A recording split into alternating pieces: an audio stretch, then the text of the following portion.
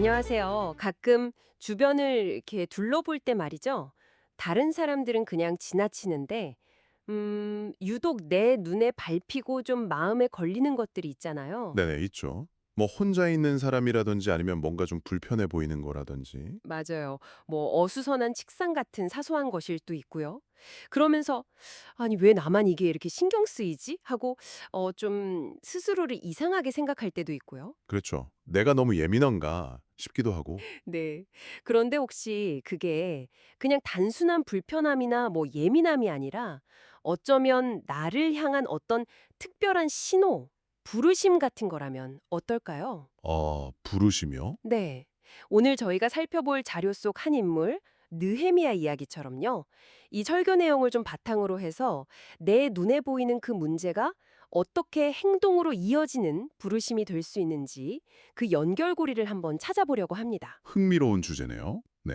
자, 먼저 그 이야기의 주인공 느헤미야를 잠깐 볼까요? 페르시아 제국의 꽤 높은 관리였어요.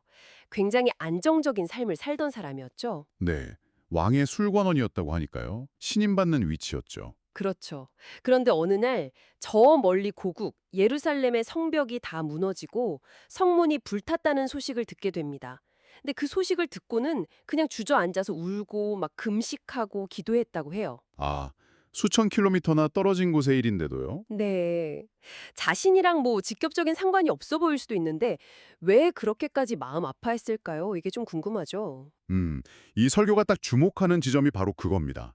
하나님께서는 종종 어떤 문제 앞에서 먼저 이렇게 마음 아파하고 깊이 공감하면서 책임감을 느끼는 한 사람, 책임감. 네, 그 사람을 통해서 일을 시작하신다는 거예요.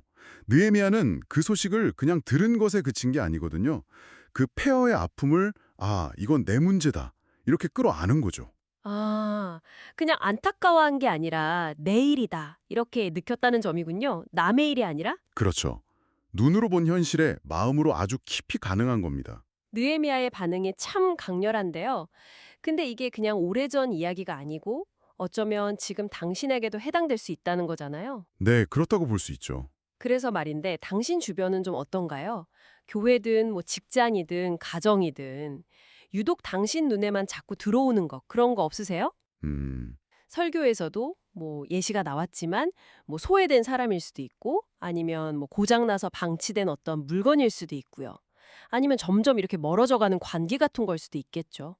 왜 다른 사람들은 그냥 무심한데 나한테만 그게 보일까요? 그게 설교의 핵심 메시지인데 바로 하나님이 바로 당신에게 그 일을 맡기고 싶으시기 때문일 수 있다는 거예요. 아, 나에게 맡기시려고? 네.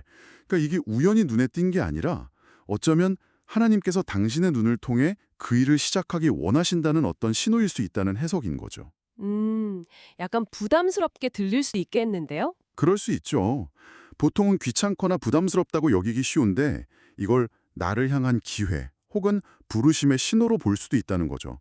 약간 관점을 바꾸는 거예요. 마치 그 시대의 아픔이나 외면받는 영혼들의 필요를 보았기 때문에 자신의 삶을 던졌던 뭐 독립운동가나 선교사들처럼요.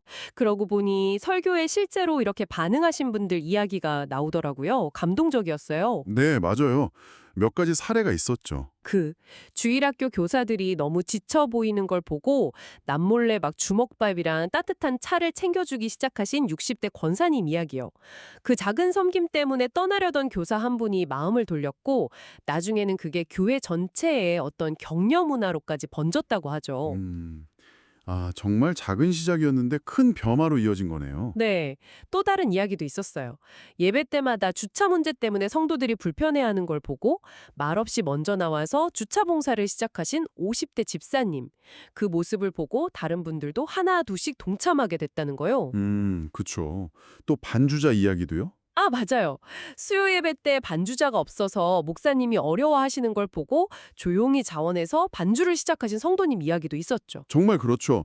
이분들 공통점이 뭐 거창한 계획이나 막 선언 이런 게 아니라 그냥 눈앞에 보이는 그 작지만 구체적인 필요에 대해서 즉각적으로 제가 할게요 하고 움직였다는 점이에요.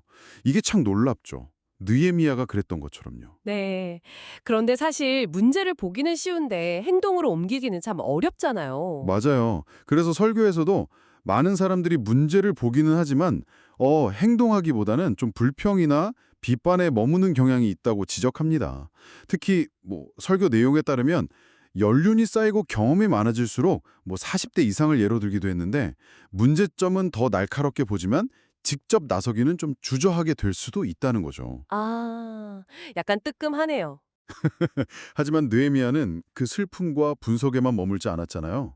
딱 일어나서 일어나 건축하자. 다시는 수치를 당하지 말자. 이렇게 외치면서 사람들을 일으켜 세우고 행동했죠. 맞아요. 그 외침이 참 중요했죠. 그리고 이때 성벽 제거는 그냥 단순히 벽돌 쌓는 토목 공사가 아니라 그 무너진 공동체의 신앙과 정체성을 다시 세우는 아주 상징적인 행동이었다는 점을 기억할 필요가 있어요. 아, 그렇군요. 단순한 건축이 아니라 신앙 회복의 의미가 있었네요. 그럼 우리도 주변에 보이는 그런 무너진 성벽들 앞에서 식어버린 기도 모임이나 좀 소원해진 관계나 외면받는 필요들 앞에서 누가 좀 했으면 이렇게 생각하기보다는 네. 내가 뭘 할 수 있을까? 그렇죠. 내가 뭘 할 수 있을까? 이렇게 질문을 바꾸고 아주 작은 행동이라도 시작해보는 게 중요하다는 거네요. 설교에서 인용된 예수님 말씀처럼 결국 말씀을 듣고 행하는 것이 중요하니까요. 그리고 정말 중요한 포인트가 또 하나 있습니다. 느헤미야는 이 모든 일을 다 마치고 나서 자기가 한 게 아니라고 말해요. 하나님의 선한 손이 나를 도우셨다 이렇게 고백하거든요. 아, 야드 하토바. 그 부분 인상 깊었어요. 네, 히브리어로 야드 하토바, 하나님의 선한 손. 근데 설교는 이 하나님의 선한 손이 그냥 능력을 구하면서 가만히 기다리는 사람이 아니라 좀 부족하더라도 순종해서 움직이는 사람, 헌신하는 사람 위에 임한다고 풀이해요. 이게 참 중요한 것 같아요. 먼저 움직일 때 그 손길이 함께한다는 거군요. 그렇죠. 가만히 있는 게 아니라 내딛는 발걸음 위에 도심이 있다는 거예요. 정말 그렇네요. 아까 그 설교 속 다른 예화처럼 아무도 안 보는 곳에서 묵묵히 교회를 청소하던 그 형제님의 섬김이 처음 교회 온 사람에게 큰 감동을 줬던 것처럼요. 우리의 그런 작은 순종과 행동 위에 하나님의 특별한 도우심에 함께할 수 있다는 어떤 희망, 격려를 주는 메시지인 것 같습니다. 네, 맞습니다. 자, 오늘 우리는 이렇게 내 눈에 보이는 문제나 필요가 어쩌면 나를 향한 특별한 부르심일 수 있다는 생각, 그리고 그걸 보는 것을 넘어서 작은 행동으로 옮기는 것이 얼마나 중요한지에 대해 이야기 나눠봤습니다. 느헤미야처럼 또 설교 속 이름 없는 성도들처럼 말이죠. 네. 결국 믿음이라는 건 말이 아니라 행동으로 나타나는 거고 하나님의 그 선한 손은 그렇게 순종하면서 움직이는 사람들과 함께한다는 메시지였습니다. 그렇다면 당신은 삶 속에서 계속 눈에 밟히는 그 무너진 성벽은 과연 무엇일까요? 네. 마지막으로 이런 질문을 당신께 한번 던져봅니다. 최근 당신의 눈에 계속 밟히는 그 무언가는 무엇인가요? 다른 누군가를 기다리기보다 이번 주 당신이 먼저 내디딜 수 있는 아주 작은 한 걸음은 무엇일까요? 그 첫 걸음 위에 하나님의 선한 손길이 함께 하시기를 기대하면서요.